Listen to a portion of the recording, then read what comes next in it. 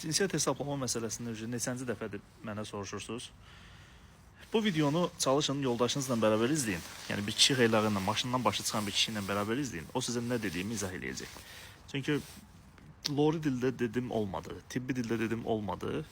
Gəlin maşın üzərindən izah eləyim, onda anlaşılır olacaq. Ən azından nə dediyimi başa düşüləcək. Baxın, belə izah eləyim sizə.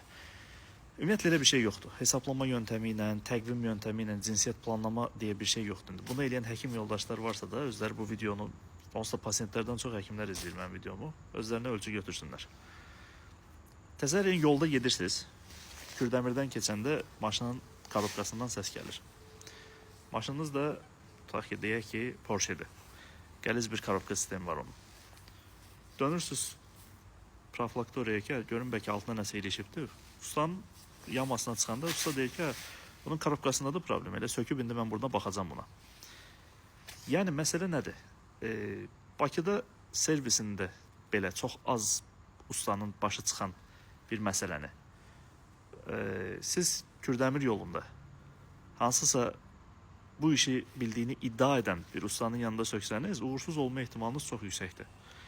Eyni şey süni mayalama üçün də keçərlidir. Yəni mən edirəm demək hələ ki o işi görmək deyil. Yəni burada iki dənə məsələ var. Ya adam etdiyinin fərqində deyil, ya da bilir elə bir şey yoxdur, prosta edir. Yəni bunun dəyərləndirməsini dəyərli xalqıma buraxıram. Daha bir şey deməyəcəm mövzuda çünki. Enerjimi belə şeylərə xərcləmək istəmirəm. Həqiqətən də, amma çox insanın mağdur olduğunu görən mövzuda, əziyyət çəkdiyini görən mövzuda, ona görə də fikir bildirmək istədim. Özdə reklamlar bizim səhifələrdə də yazılır altına. Yəni komment olaraq yazılır. 20 manata cinsiyyət hesaplaması eləyirəm, 15 manata cinsiyyət hesaplaması eləyirəm deyə yazırlar. Vətəndaşlar da naivdir də düşür belə şeylərə. Ümid eləyir daha doğrusu.